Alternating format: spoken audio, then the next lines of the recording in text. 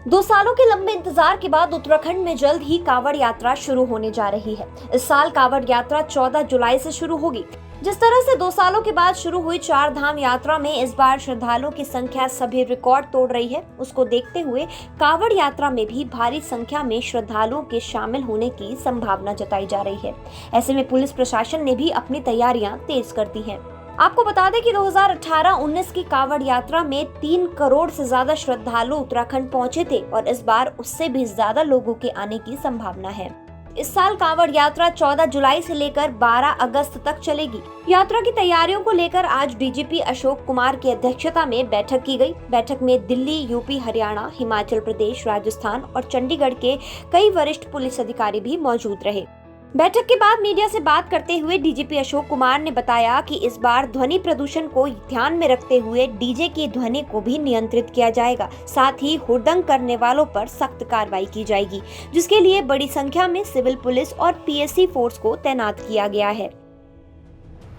आज हमने inter state बैठक की है कांवड़ मेला के प्रबंधन को लेकर 2022 की, और इसमें हमने जो पड़ोसी राज्य हैं उन सभी के एडीजी लॉ एंड ऑर्डर और एडीजी इंटेलिजेंस उनको जोड़ा है, और उसके अलावा जो बॉर्डर के एसपीज, डीआईजीज एग्जैक्ट जो बॉर्डर है यानी मुजफ्फरनगर, सहारनपुर, बिजनौर, पोंटा साहिब, यमुनानगर वगैरह, और कई जगह की एसटीएफ एजेंसीज भी जुड़ी, पंजाब, हरियाणा, राजस्थान, दिल्ली, यूपी, हिमाचल, ये सब से हम लोगों ने कोऑर्डिनेशन किया है।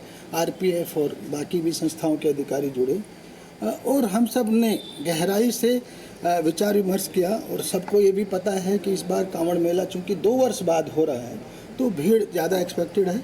हम सब ने उसके लिए आपसी जो आइडियाज़ का शेयरिंग किया, और कैसे ट्रैफिक कैसे मैनेज करेंगे, क्राउड कैसे मैनेज करेंगे, कैसे श्रद्धालुओं से हम ये भी अपील करेंगे कि जो आ रहे हैं वो यहाँ पे गंगा स्नान के लिए आ रहे हैं, गंगा जी से जल लेकर के जाएंगे, तो कैसे उनको एक पॉजिटिव वातावरण में कैसे श्रद्धालुओं को शांतिपूर्वक आकर के बिहेव करना चाहिए, जिससे कि तीर्थ की मर्यादा भी बनी रहे और उनकी तीर्थ यात्रा भी अच्छे से हो जाए।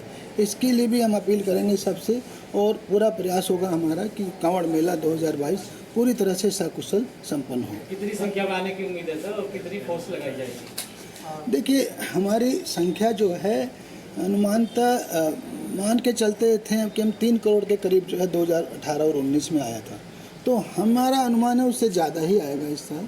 4 करोड़ के रेंज में हम अनुमान मान के चल रहे हैं। डीजे को लेकर कुछ देखिए, हमारा जो है क्लियर इसमें स्टैंड है कि जो श्रद्धालु आ रहा है वो तीर्थ यात्रा की तरह है, तीर्थयात्री की तरह है, और अच्छे से शांतिपूर्ण ढंग से अपनी यात्रा पूर्ण करे। तो किसी भी रूप में उसको कोई नेगेटिव फोर्सेज जो है वो हम लोग किसी भी तरह शांति भंग करने नहीं देना चाहते। बाकी जहाँ तक डीजे की बात है, उसके जो नॉइज पोल्यूशन न हो उसको नियंत्रित करना बहुत ज़रूरी है। विशेषकर हरिद्वार में आप समझ सकते हैं, जहाँ एक साथ लाखों लाख, एक दिन में 20, 30, 40 लाख कांवड़िया आता है, तो वहाँ डीजे बजाना संभव नहीं है। मैंने कहा ना, हम अपील कर रहे हैं लोगों से कि वो अपनी यात्रा को मर्यादित रखें, तीर्थ स्थल की मर्यादा को खराब ना करें। इसके बावजूद भी अगर कोई, वैसे तो अधिकांश लोग शरीफ ही होते हैं, किंतु इसके बावजूद अगर कोई तीर्थ स्थल की मर्यादा को भंग करता है, हुड़दंग करता है, नशा आदि करता है, तो उसके साथ हम सख्ती से निपटेंगे। हमारा सीसीटीवी का पूरा जाल बिछा हुआ है, और हम ड्रोन्स को भी यूज करेंगे, और फिर उनके साथ सख्ती से निपटेंगे। फोर्स कितनी लगाई जाएगी? फोर्स देखिए, जो अगर हम सिविल पुलिस और पीएससी की बात करें तो ये 5000 प्लस होती है, 6000 के रेंज में होता है। बाकी होमगार्ड्स वगैरह मिला करके तो फिर ये 9-10 हज़ार को टच करते हैं।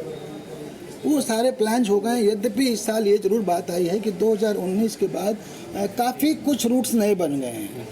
4 लेन्स बन गई हैं, मेरठ वाला बाईपास बन गया है, इसी तरह से इधर यमुनानगर वाला एक अलग से वो बना है हाईवे। तो इसको लेकर के कुछ नई व्यवस्थाएं भी होंगी। वो एसपीज लोग और थाना अध्यक्ष बॉर्डर लेवल पे डिस्ट्रिक्ट लेवल मीटिंग्स होंगी, उसमें वो डिसाइड होंगे। सर, क्या कुछ बंदिशें भी रही है, और ऑलरेडी स्टेट में 4 धाम यात्रा का संचालन हो रहा है, और उसमें ये देखा जाता है कि जो कांवड़िए यात्रा रूट से हटके मसूरी, धनोर की तमाम अलग अलग जगहों पर पहुंच जाते हैं, उनके लिए क्या कुछ बंदिशें हैं? देखिए, जो चार धाम यात्रा है वो तो लकीली कांवड़ का टाइम सावन में होता है, चूँकि कांवड़ तो पहाड़ों में बरसात के समय में यात्रा नॉर्मली हल्की हो जाती है, आप सभी जानते हैं, क्योंकि कई बारी रास्ते बंद हो जाते हैं, लैंडस्लाइड होता है, तो वो उससे ज़्यादा टकराहट नहीं है। रही बात, जैसा मैंने कहा है, किसी भी जो है कांवड़िए को हम अनुरोध भी कर रहे हैं और साथ ही साथ सचेत भी कर रहे हैं कि किसी भी रूप में उसे कहीं भी किसी भी जगह पे हुड़दंग आदि करने की इजाज़त नहीं दी जाएगी। 14 जुलाई से शुरू होने वाली कांवड़ यात्रा को लेकर सीएम धामी ने कहा है कि कांवड़ यात्रा इस साल पूरे जोर शोर से होगी और इसके लिए सभी तैयारियां शुरू की जा चुकी हैं। हम पूरी तरह से तैयार हैं। जिस प्रकार से चारधाम यात्रा चल रही है, चारधाम यात्रा में जिस प्रकार से सभी यात्रियों को एक व्यवस्थित तरीके से आने जाने की व्यवस्था हो, आने जाने का, रहने का सारा प्रबंध हो, उसके लिए हमने रजिस्ट्रेशन इत्यादि की व्यवस्था प्रारंभ की है। और हमारा एक ही लक्ष्य है कि सभी यात्रियों की यात्रा सकुशल हो, सभी यात्री सकुशल आएँ, सकुशल जाएँ, सुगम आएँ, सुगम जाएँ और स्वस्थ रहें। उसके लिए हम लगातार काम कर रहे हैं। कांवड़ यात्रा भी हमारे लिए एक बहुत बड़ा काम है, क्योंकि वर्षों बाद, 2 वर्षों बाद कांवड़ यात्रा भी पूरे जोर शोर से होगी, इसलिए हम उसके लिए सारी तैयारियां अभी से कर रहे हैं और अच्छी यात्रा होगी। सर, नए रोपवे बनने हैं सर हमारे उत्तराखंड में 3 दिन, कितना विकास को पंख लगेंगे, कितना पर्यटन को पंख लगेंगे? देखिए, मैं देश के यशस्वी प्रधानमंत्री मोदी जी का धन्यवाद करना चाहता हूँ कि वो पहले भारतमाला लेकर आए, भारतमाला परियोजना, जिस परियोजना में उत्तराखंड राज्य को सर्वाधिक लाभ मिला है। इस योजना के माध्यम से उत्तराखंड के एक कोने से सुदूरवर्ती दूसरे कोनों को जोड़ने का काम हुआ है। एक रोडों का जाल बिछा है, हर क्षेत्र में सड़कें पहुंची हैं, सीमांत क्षेत्रों तक सड़कें पहुंची हैं। अब पर्वतमाला के माध्यम से, जो इस बार भारत सरकार ने पर्वतमाला योजना जो प्रारंभ की है, उस योजना का सर्वाधिक लाभ उत्तराखंड को होने वाला है। ऐसे बहुत सारे स्थान जो देव स्थान हैं, हमारे धार्मिक स्थान हैं, बहुत सारे जो पर्यटन के स्थान हैं, उन सभी स्थानों पर हम रोपवे को प्रस्तावित कर रहे हैं और भारत सरकार के सहयोग से उन सभी स्थानों पर आगे आने वाले समय में हमारे रोपवे स्थापित होगा, जिससे लोग अपनी धार्मिक इच्छा, अपनी पर्यटन की यात्रा अच्छे प्रकार से संपन्न कर पाएंगे। कांवड़ियों का कैसे स्वागत करेंगे, कैसे स्वागत करेंगे? कांवड़ियों का हर प्रकार से स्वागत करेंगे। कांवड़िया हमारे शिव भक्त हैं, हमारा पूरा उत्तराखंड देवभूमि है, देवभूमि में कांवड़िया आएंगे तो उनका हर प्रकार से स्वागत होगा। 2 साल बाद शुरू हुई चारधाम यात्रा में जहां असुविधाओं को लेकर के खबरें सामने आ रही हैं, वहां ये देखना होगा कि इस बार उत्तराखंड सरकार कांवड़ यात्रा को कैसे संभालती है। उत्तराखंड तक के लिए देहरादून से अंकित शर्मा की रिपोर्ट।